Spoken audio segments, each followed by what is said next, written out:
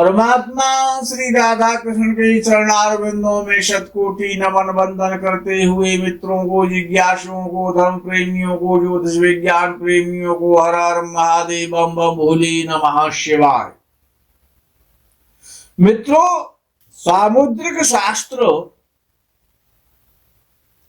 के आधार पर सामुद्रिक शास्त्र ग्रहों का जन्म कुंडली का ही आधार है। सामुद्रिक शास्त्र में ऐसा कहा गया है कि मनुष्य का कद यानी हाइट यदि जरूरत से ज्यादा लंबी हो, शरीर ज्यादा लंबा हो आवश्यकता से अधिक, तो या तो वो बेवकूफ होता है या फिर भोला होता है। कहावत भी तो है कि लंबों की अकल एड़ी में होती है, तो इसलिए ज्यादा लंबा होना भी बेवकूफी की निशानी है। और यदि जरूरत से ज्यादा छोटा है, जैसे बोने इत्यादि होते हैं 2-2, 2.5-2.5, 3-3 फीट के, तो ये जरूरत से ज्यादा छोटा होना है। और 7 फीट से ज्यादा लंबा होना जरूरत से ज्यादा लंबा होना है। तो जरूरत से ज्यादा लंबा होना और आवश्यकता से बहुत ज्यादा छोटा होना, जो आवश्यकता से ज्यादा छोटे होते हैं 2.5-3 फुट वाले, 3.25 फुट वाले, वो शरारती होते हैं और शैतानी दिमाग होते हैं। मनोवैज्ञानिक रिसर्च के द्वारा ऐसा वैज्ञानिकों ने बताया कि जो बौने लोग होते हैं वो परिश्रम तो बहुत करते हैं, जो छोटे कद वाले लोग होते हैं उन्नति का प्रयास तो करते हैं, लेकिन उनकी उन्नति हो नहीं पाती है, कुछ सनकी किस्म के हो जाते हैं। अच्छा, जिनका मस्तक माथा चौड़ा होता है और ऊंचा होता है, ऐसे जातक साहसी, बुद्धिमान, सौभाग्यशाली होते हैं। लेकिन यदि माथा तंग है, छोटा है, दबा हुआ है, तो बदकिस्मत होते हैं। यदि माथे पर बल पड़े हुए हों तो ऐसा जातक निर्धन होता है और रोगी होता है। ज्योतिष की दृष्टि से माथे का चौड़ा होना और उभरा हुआ होना और ऊंचा होना अर्थात ये अच्छे बृहस्पति के लक्षण हैं।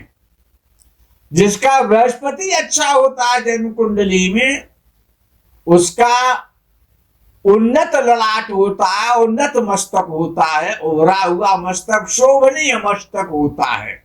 गुरु का शुभ प्रभाव मस्तक को बताता है, और जिनका मस्तक इस प्रकार का होता है वो ज्ञानी होते हैं और बड़े भाग्यशाली होते हैं। एक श्लोक आता है, वो सैकड़ों वर्ष पहले लिखा गया होगा कि छिद्रदंता क्वचिद मूर्खा, क्वचिद खल्वाट निर्धना, क्वचिद काणा भवेद साधु, क्वचिद गीतवती सती। छिद्रदंता अर्थात जिनके दांतों में रिक्तता हो, गैप हो, ऐसे दांतों वाले यदि 100 व्यक्ति एकत्रित किए जाएं जिनके दांतों में गैप हो, उनमें हो सकता है 2-1 मूर्ख निकल आए। नहीं, 98 तो बड़े चतुर होंगे, चालाक होंगे और बुद्धिमान होंगे, तीव्र बुद्धि वाले होंगे। और कुचित खल्वाट निर्धना, 100 गंजे एकत्रित किए जाए जिनके बाल उड़ जाते हैं। 100 गंजों में हो सकता है कि 2 या 4 गंजे जिनके बाल उड़ गए वो निर्धनी हो, गरीब हो। नहीं, अधिकतर धनवान ही होते हैं। अच्छा, जो जन्म से जो काने होते हैं उनमें कोई कोई सज्जन हो 100 कांड़े एकत्रित किए जाए तो हो सकता है 2 सज्जन और साधु स्वभाव के निकल आए, नहीं 98 तो सर्वगुण संपन्न ही होंगे। वो जो लास्ट का चरण है कुचित गीतपति सती, इस विषय पर ये उस समय का विषय है जो हमारी माताएं, इस महिलाएं और पर्दे का पालन करती थी। अब इस श्लोक पर अधिक बोलना उचित नहीं है। जब बृहस्पति कुंडली में अशुभ होता है तो जातक के सिर के बाल पीछे से उड़ जाते हैं, यानी चुटिया के स्थान से उड़ जाते हैं। और जब जातक धनी बनता है तो उसके बाल आगे से उड़ते हैं, उसको खलवाट कहते हैं। तो अच्छा बृहस्पति है तो आगे से बाल उड़ेंगे, और बृहस्पति खराब है तो चोटी के स्थान के बाल गायब हो जाएंगे, चोटी का स्थान टकला हो जाएगा। वैसे तो बहुत सारे निर्धनों के, रिक्शा चालकों के बाल भी पीछे से उड़े देखे जाते। बुध से, जिनका बुध अच्छा होता है, बुध से प्रभावित व्यक्ति के गाल फूले हुए होते हैं। सिर के बाल आगे से उड़ते हैं, पीछे से नहीं उड़ते हैं। जिनका बुध अच्छा होता है आगे से वो खलवाट हो जाते हैं, टकले हो जाते हैं, पीछे बाल रह जाते हैं। और जिनके आगे से बाल उड़ जाते हैं और पीछे के बने रहते हैं, ऐसे व्यक्ति ज्यादातर धनवान होते हैं, विद्वान होते हैं। अच्छा, वो ये धनवान ना भी हो तो लेकिन विद्वान तो होंगे, बड़े बुद्धिमान होते हैं, शास्त्रों में विश्वास करने वाले, पुस्तकों में डूबे रहने वाले होते हैं। प्रोफेसर हैं, वकील हैं, लेखक हैं, लेक्चरर हैं, व्यापारी हैं। इनके बाल आगे से उड़ते, पीछे से नहीं उड़ते। शास्त्रों के अनुसार जन्म से अंगहीन व्यक्ति, जो जन्म से अंगहीन है या अधिकांग है, शास्त्र ऐसा कहता है कि ऐसा व्यक्ति कभी भी धोखा दे सकता है। ऐसे व्यक्ति को गुरु नहीं बनाना चाहिए। अपंग या अंगहीन व्यक्ति ज्यादातर टेढ़े ही होते हैं, उनमें भी खासकर कुबड़े, कांड़े और भेंगे। क्योंकि ये जो वक्रता है, जो भेंगापन है, जो कुबड़ापन है, जो काणापन है, वो राहु में है और मंगल में है। जब किसी के दांत टेढ़े हो, रीढ़ की हड्डी टेढ़ी हो, हाथ पैर टेढ़े हो, आंखों में भेंगापन हो, आंखें टेढ़ी हो, तो इन पर राहु का या मंगल का दुष्प्रभाव होता है। जो राहु या मंगल के दुष्प्रभाव से ग्रस्त होते हैं उनको ये प्रायः रोग होता है टेढ़ेपन का। या तो वो अपराधी प्रकृति के होंगे, दुष्ट प्रकृति के होंगे, दुर्जन होंगे। और यदि कोई काना व्यक्ति है तो निश्चित है कि सूर्य चंद्र खराब है। चंद्र मन है और सूर्य आत्मा है, और व्यक्ति काड़ा है तो इनमें से कोई ग्रह तो खराब होगा ही होगा। या तो फिर उसका मन बहुत खराब रहता है, विचार दूषित है, या फिर वो आत्मा से ही दूषित है। शुभात्मा नहीं है, पापात्मा हो सकता है। क्योंकि आत्मा और मन के कारक तो सूर्य चंद्र ही हैं। दांतों के संबंध में भी यदि व्यक्ति राहु से प्रभावित है, राहु का प्रभाव कुंडली में ज्यादा है, तो ऐसे व्यक्ति के ऊपर के दांत चौड़े होंगे, भद्दे होंगे, टेढ़े होंगे या बाहर निकले हुए होते हैं। अच्छा, यदि किसी का सिर, हेड बड़ा हो तो ये अकलमंदी की निशानी है। ऐसा व्यक्ति बड़ा चतुर और बुद्धिमान होता है जिसका सिर बड़ा होता है। और यदि व्यक्ति का सिर छोटा है, हेड छोटा है, तो आदमी बेवकूफ होता है। सिर पर नर्म नर्म बारीक और घुंघराले बाल हो, ऐसे व्यक्ति बड़े शौकीन मिजाज और इश्क मिजाज होते हैं। अच्छा, लोग कहते भी तो हैं कि बड़े सिर में औसतन बड़ा दिमाग होता है। चौड़ी जिनकी छाती होती है उनका दिल बड़ा होता है। चौड़ी छाती वाले हमेशा बहादुर होते हैं, साहसी होते हैं। मनुष्य की जंघा यदि मोटी हो तो ऐसा व्यक्ति दीर्घायु होता है, और जिनकी जंघा पतली होती है वो प्रायः रोगी रहते हैं। पैर ज्यादा बड़े हो तो ये मूर्खता की, निर्धनता की निशानी है। ये जो लक्षण है ये सामुद्रिक शास्त्र के लक्षण ग्रहों के आधार पर है। इनसे आप ग्रहों को पहचान सकते हैं। जैसे सपोज करो कि गुरु और शनि दोनों ही यदि कुंडली में श्रेष्ठ हो, अच्छे हो, आचार्य हैं दोनों, बृहस्पति भी आचार्य है और शनि भी आचार्य है, यदि दोनों श्रेष्ठ हो तो कहना ही क्या है। और दोनों में से यदि एक भी अच्छा हो, बली हो, तो जातक जीवन में हर क्षेत्र में सफलता प्राप्त करता है, धनी बनता है, ऐश्वर्यशाली बनता है, सम्मानित होता है, बुद्धिमान होता है।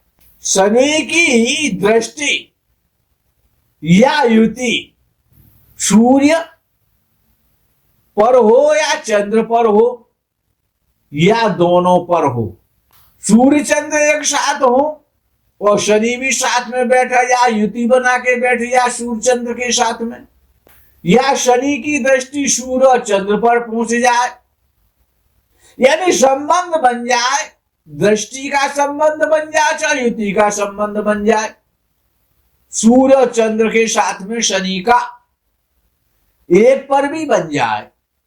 गुरु और केतु 9वें भाव में या 12वें भाव में बैठे, कौन? गुरु या केतु। शनि का दृष्टि संबंध हो जाए सूर्य चंद्र के साथ या युति का संबंध हो जाए, बृहस्पति और केतु 9वें भाव में हो या 12वें भाव में बैठे,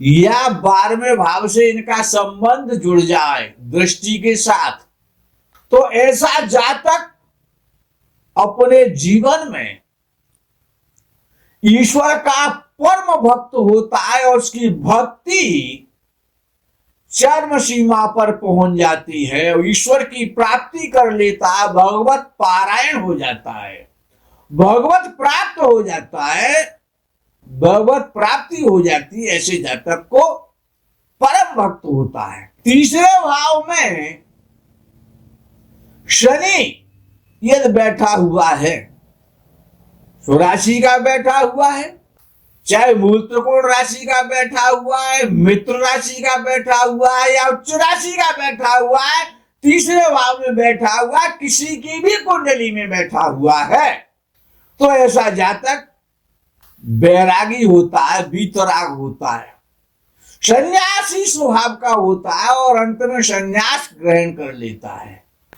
ऐसा जातक भक्ति की चरम सीमा पर पहुंच जाता है। तीसरे भाव में यदि शुभ चंद्रमा बैठा हुआ है तो जातक को संत बना देता है, संत स्वभाव का बना देता है, साधु बना देता है।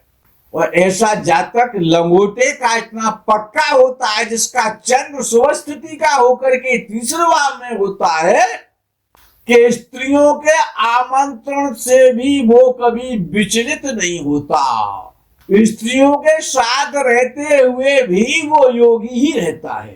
तीसरे भाव में शनि जातक को सन्यासी बनाता है, संत स्वभाव को बनाता है, दयालु बनाता है, परोपकारी बनाता है, दानी बनाता है।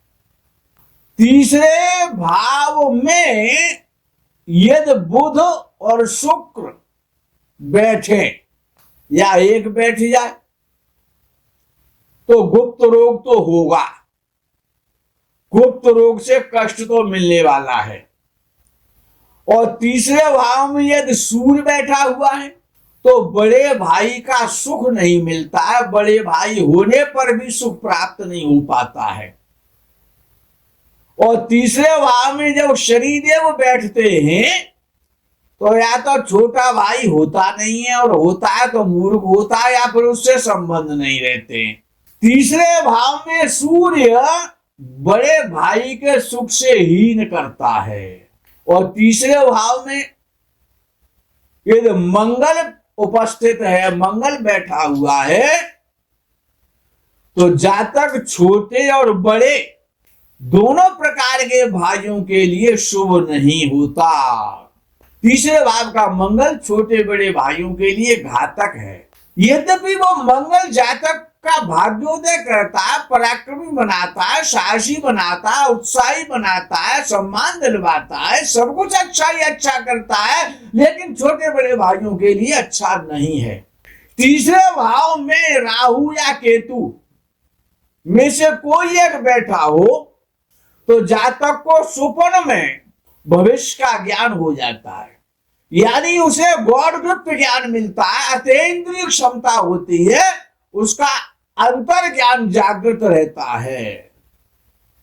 लेकिन राहु केतु जब तीसरे भाव में बैठते हैं तो ऐसे जातक को हस्ताक्षर बड़े संभाल के करना चाहिए, उसके साथ धोखाधड़ी हो सकती है।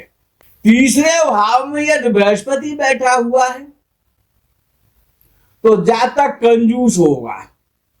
बृहस्पति की दृष्टि तीसरे भाव पर पड़े या तीसरे भाव में बृहस्पति बैठे तो जातक कंजूस होता है, और इतना कंजूस होता है कि जातक पैदल चल करके भी अपने किराए के पैसे बचा लेता है। किराया बचा लेगा, पैदल चला जाएगा, इतना बड़ा कंजूस होता है। लेकिन ऐसा भी देखा गया है कि आवश्यकता पड़ने पर बड़ी उदारता के साथ खर्चा भी करता है। 10वें भाव में चंद्र और शनि एक साथ बैठ जाए तो जातक को सन्यासी बनाते हैं, बैरागी बनाते हैं, वैराग्य देते हैं। पंचम भाव का स्वामी विशेष रूप से बृहस्पति हो या बुध हो,